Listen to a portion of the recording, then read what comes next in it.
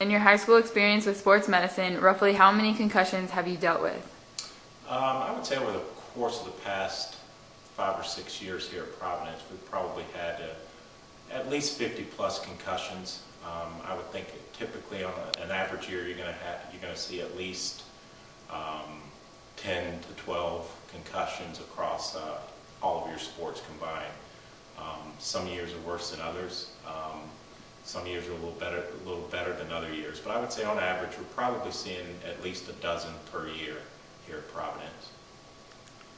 From those, have you had any serious concussions that you had to assess?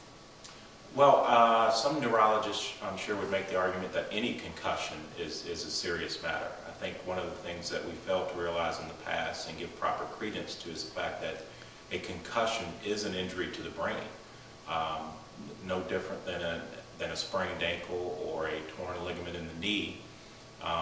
It is an injury to the brain, and it must be treated seriously and taken very seriously.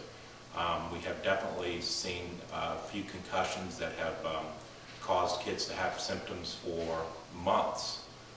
We've had concussions that have taken athletes out of their sports seasons for the rest of that year. And then we've seen others that have cleared within a week to 10 days, which most sports-related concussions do. But certainly we've had a few here that have caused symptoms for those athletes for several months. Can you describe the experience with the athlete, like his reactions? What did you do and how did you help the patient? Most of the time, helping the athlete who has just suffered a concussion, number one is just making sure getting them out of competition, out of practice. And probably the first and foremost thing is educating the athlete that this is a serious matter, that it must be treated properly, that they need to take special care of themselves, get as much rest as possible. Once we assess the athlete and decide what immediate first aid and